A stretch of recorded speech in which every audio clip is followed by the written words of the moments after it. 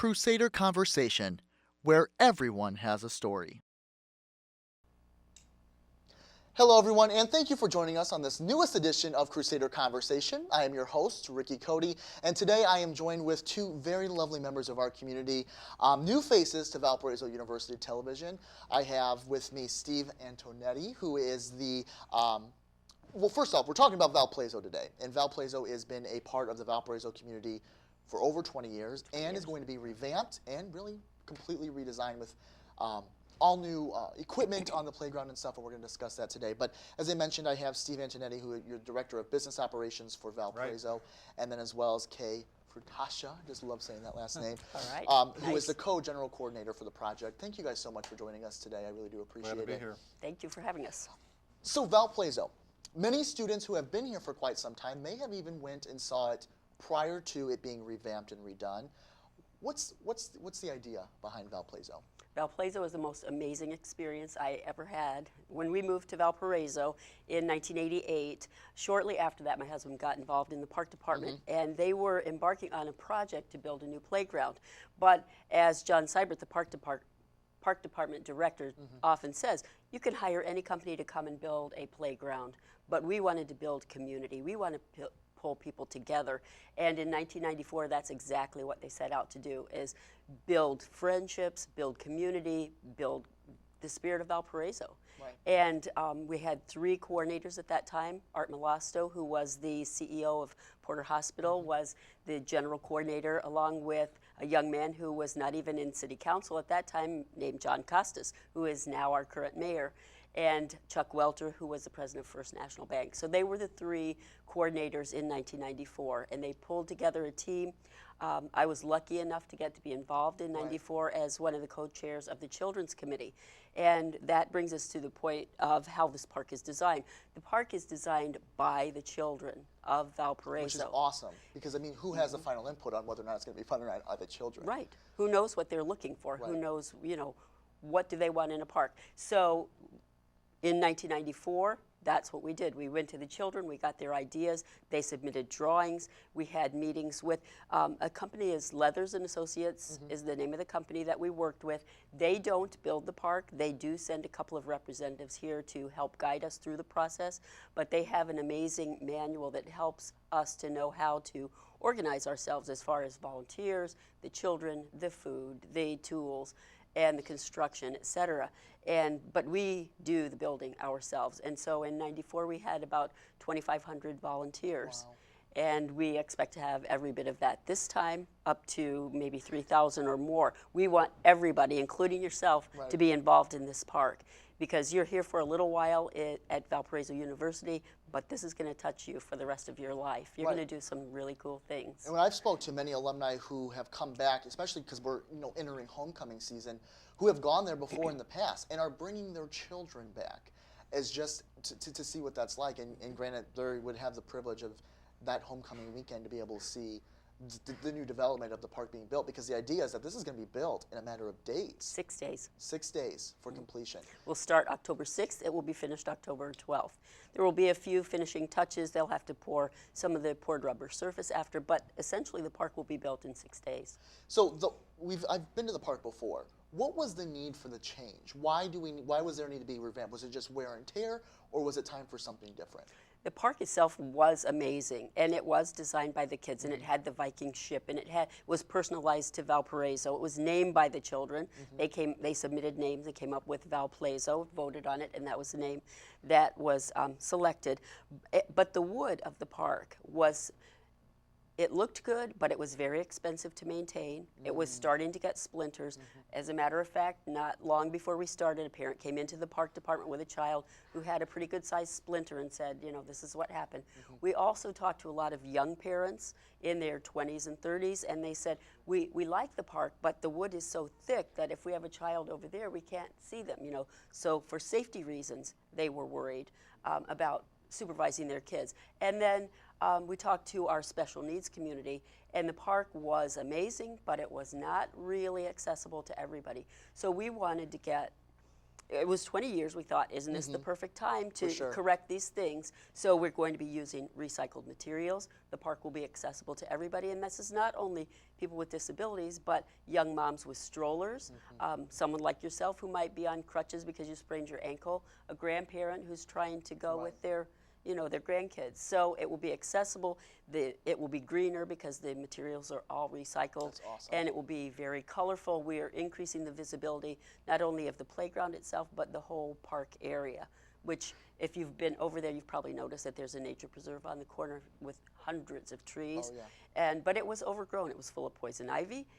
The trees were overgrown. You couldn't see through there. They had to put a fence up because of vandalism. So all of that is being cleaned up and raised up so that there will be pathways through there. It'll be beautiful. It'll be safer. It'll just be a nicer place for everyone. One of the things I really enjoyed was the idea that this was student or kid thought out. And I think sometimes, and perhaps as we grow older and adults, like we oftentimes are interested in the money and doing the finances, which Steve will talk about coming up in just a little while. But getting the students in the children's input is vital. What was that process like? That was amazing, and I'll tell you, we didn't do it by ourselves. We had cooperation we have a children's committee. The co-chairs are Monica awesome. Decker and Kevin Kosick. They're amazing and perfect for kids because they're both kids at heart themselves. Right. But we worked very closely with the Valparaiso school system, and we also included St. Paul, Emmanuel, and Victory Christian as well. We wanted to talk to every single child in Valparaiso. We wanted their input. So we got a committee together of school advisors who helped us distribute materials, helped arrange transportation, because we had to be in all of these elementary buildings at one time. And then in the afternoon, we bussed some of the kids over, and they became the core of the Children's Committee. So it took a lot of cooperation and support from the teachers. The teachers had to pass things out in the classroom, had to have the kids do drawings. They talked about what is your dream park like, etc. We put all of that together, and then on January 30th, which was a big snowy day, we were almost afraid we weren't going to be able to have it because if you remember last winter, it was very snowy. But we had people in every single classroom, in every single building, in every school of Valparaiso Community Schools, including the private schools. And all of the kids got to give their input.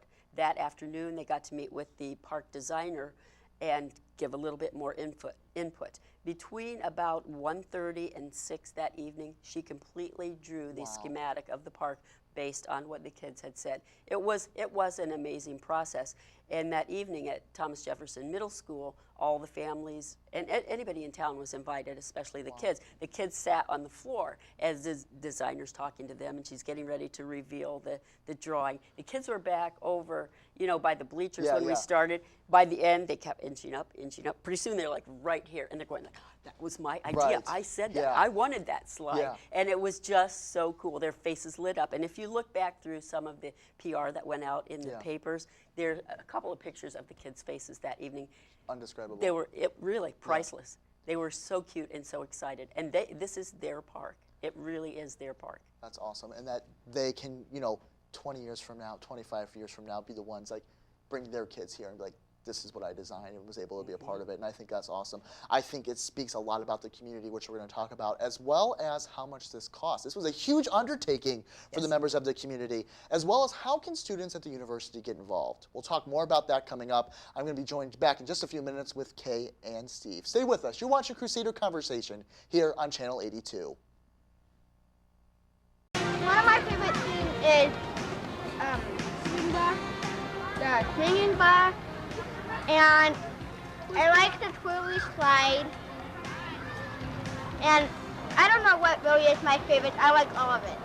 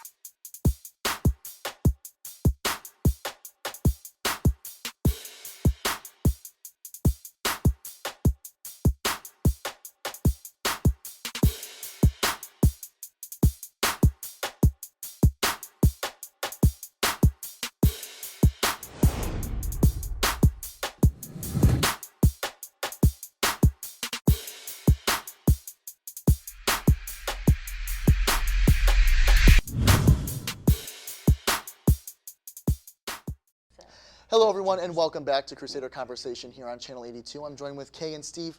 Again, thank you so much. Before the break, we were talking about the history of Valparaiso, a very extensive history here in the Valpo community. I know, Steve, maybe a common question that you're asked is, this was a huge undertaking. We're talking $1.2 million. Right.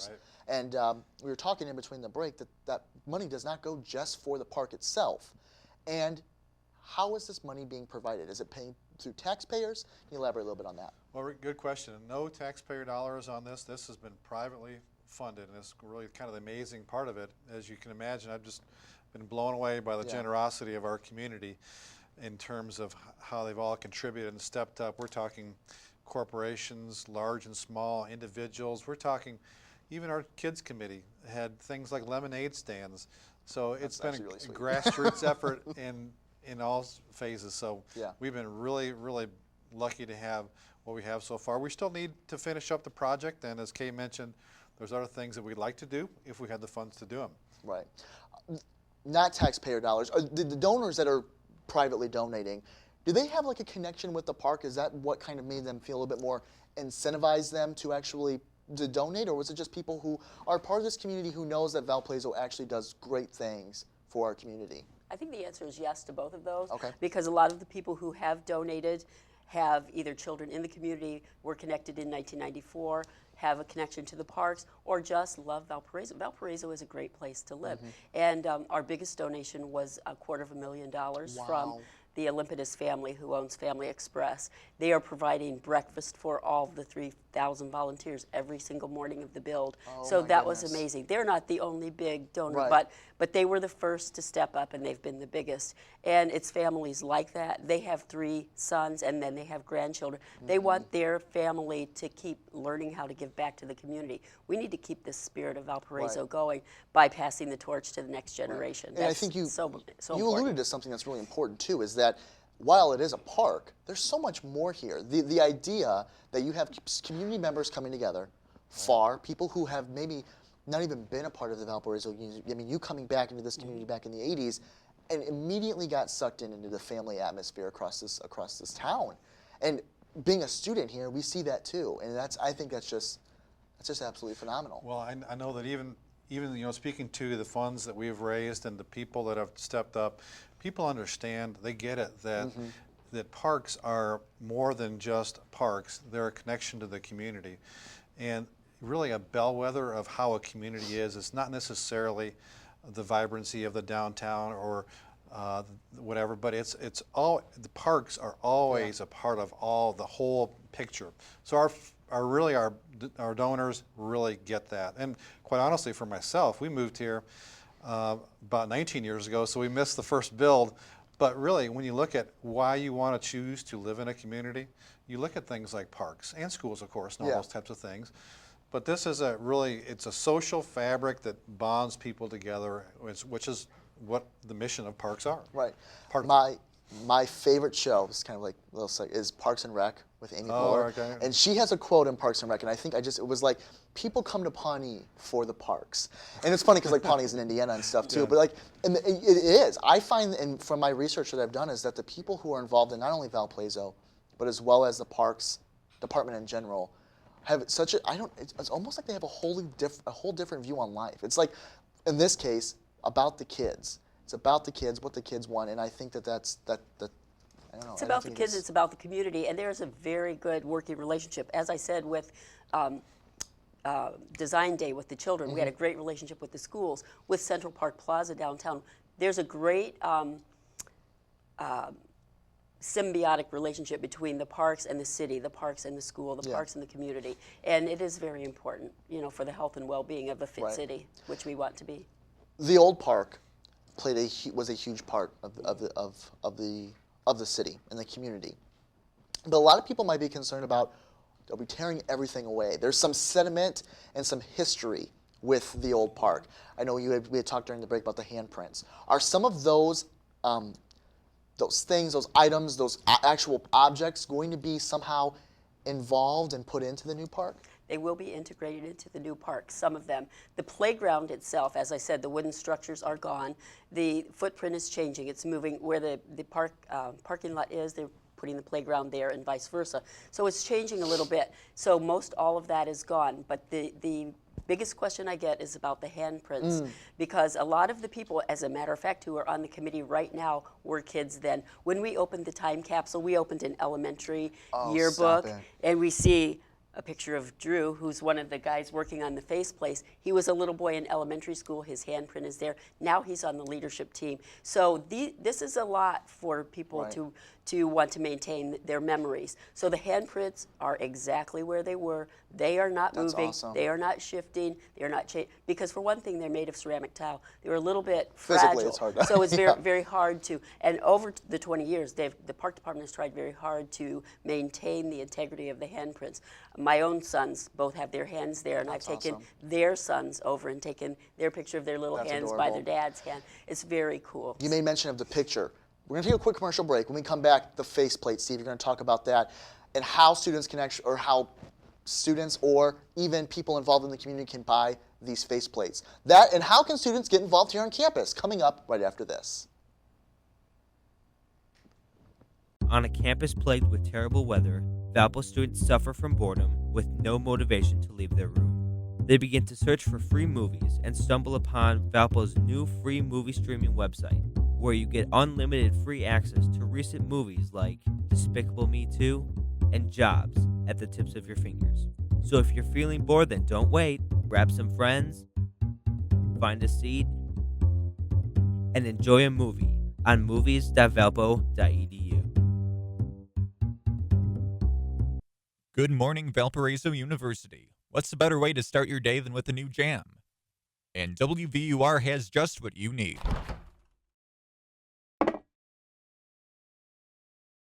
But if you close your eyes, does it almost feel like nothing changed at all? And if you close your eyes, does it...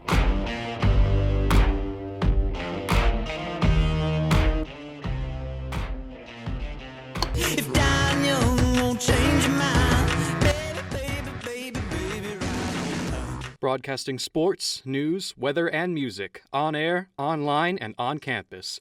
WVUR is my jam. Hello, everyone, and welcome back to this final segment, of Crusader Conversation. Again, I'm joined with Steve and Kay, both members who are on the board for Valparaiso, the amazing Next Generation, right? The Next Generation, beautiful schematic that you've been able to see. Thanks again so much for joining us. Before the break, we were discussing, that you guys were still integrating parts of the old playground into Valparaiso, the Next Generation. We have a very, very extensive Valpo Greek life. We have amazing football and basketball. All the entire sports and athletics here on campus are amazing, as well as organizations. How can students get involved if they want to be able to participate and to be there during these 6 days of building? What can we do? Great question. Well, first things first, www.valparaiso.com will give you all the information. But on this build project, Ricky, this is going to take thousands of people to do. And we call it the next generation, right? So we want to have not only the people that were there doing it the first time, but we want the next generation. So we're really actively looking for students to come out. We already have got several commitments already for some sports organizations. Thank you very much. And we're also looking to get other organizations to come out for the build. Now, it's real simple. It's 6th to the 12th of October, 3 shifts, 8 in the morning. This is the first shift that starts. 12:30 the second shift starts, and the last shift starts at 5:30. So if you can come out at the start of the shift and work the whole shift, great. If you can work a couple hours, that's great too. We'd like to get some groups together from the university to come out as a group. We'll put them to work. Yeah. Have some fun too. Yeah, absolutely. And I think that we take leadership and service very. It's President Heckler's, one of his fundamental ideals for the university is leadership and service, and that's awesome. In fact, our very own VUTV team will be out there, Nice. Either hammering away or doing whatever that we can just to as well as show how amazing this park is, plus see what it looks like when it's starting to finally start to look like an actual park too, and not just digitally on screen and stuff. And there are opportunities for everyone to get involved. It's a lot of people say, well, I'm not skilled. I can't operate a is it a circular saw. saw? Or don't know what the parts are. That determines the skilled versus unskilled. If you can Right. use a circular Yeah. saw, but there are so many opportunities for skilled workers, but so many for unskilled as well. Right. We have childcare. We are providing food for 3,000 volunteers. Right. We need people to help us with that. Yeah. We have an art tent. If you have art students who are interested, this park, the old park was just brown wood. This park is going to be amazing with color. There's going to be Right. color everywhere and all kinds of design. We need people in the art tent who like to do that, to do some of the fine details and make it personal Right. to Valparaiso. From a student's perspective, what's great about this is the amount of networking you can get out of this. Not only is this great from an art student's perspective, adding that to your portfolio, but you talked earlier this today about how many businesses are a part of this. A great way to have a started conversation and over a great project. And it's, just for the art committee, for example, we have Jeff Lewis, who works at Design Organization, is the chair of that. We have someone from South Shore Arts. We have public school art teachers, and we have local artists who are all working together. So the networking possibilities are there. You're exactly right. And there are people who worked in 1994 who became friends and are still friends today. That's awesome. And made a lot of connections. So it's Over great. a park, who would have had an idea? Who And would think it? we have a great VU connection. Barb Crumpacker-Needner is our volunteer co-chair. So those of you that know Barb, she's been rounding up all the people and really helping out a lot. Melanie Trowbridge from your very own communication Love our department Melanie. has been instrumental in this, and she'll be out there too. So That's awesome. you bet. Now, you brought something with you that I did. it's amazing, first off. I think this is brilliant in terms of, we talked about where it'll be, and we'll have a follow-up on exactly what that looks like coming up, so we're not going to give away too much. But the idea of behind the faceplate. So what's the idea? How can I donate, which we'll talk about later in a different special that we'll do. But talk a little bit more about the faceplate. Okay, how did this get started anyway? Because you Well- probably know the origins. I can tell about how did it start anyway? Well, I'm so excited because, we had the handprints, and they were so memorable for the first generation. And so I'm thinking, this is for the next generation. This is for your age and younger. We want something progressive, something different. And so I had been to Epcot, and I saw the Wall of Legends, or the Legacy yes, Wall. yes. And I thought, something like that. There could only be something that's interactive, because you all are so interactive. And so I actually went to Rick Urschel of Urschel Labs, he's a young man. He's in the next generation, not mine. And so he called me in a couple of days, and he said, look what I have. And he had you wanna show that designed, up?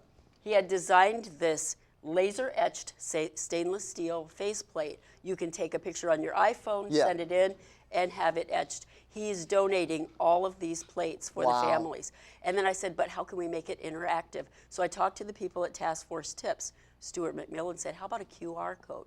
So we've put a QR code on each one. Yeah. So when you buy your faceplate, you can type in a message to future generations, to your children, or about your experience, and then of course scan it with your phone. People can see who this is, etc. I love how that ties in with the idea of the next generation, because now we are in a new generation in terms of social media. Our technological age is more advanced. Brilliant. Once again, it was another way for us to pass the torch. Yeah. And so in that plaza that we were talking about, we'll have representation from the first generation into the next generation. That is so incredibly awesome. What do you think should be the biggest takeaway, do you think, for students who do get involved? What the fundamental reasoning, if you were to say, put Valparaiso in one big essence for Valparaiso University students? For Valparaiso University students, they can work together with other students. They can network, but they can bond. They can have fun. They can see that spirit of community. Yeah. They will make friends for a lifetime, and they will learn things that they can take back to their own communities. Like you said, you're a senior. You're going to be going out into the world of work, and maybe you won't be in Valparaiso, but you need to learn how important it is to Right. build community and pull people together. This is a perfect example and a perfect way to learn how to do that and how to be a part of it. Awesome. I was so great to have you guys here today and being a part of our show. I guarantee you that you will have a much better, even better, things are great now, even turnout for students who are going to come out and participate. As I mentioned, our own staff will be out there as well. So thank you so much, Kay, Steve, for joining us on this edition of Crusader Conversation. Remember, you can check and catch the latest Crusader Conversations on Channel 82, as well as our own original programming on youtube.com/ValpoVUTV. For everyone here at VUTV, I'm Ricky Cody. Thanks for watching. We'll see you next week. Bye-bye.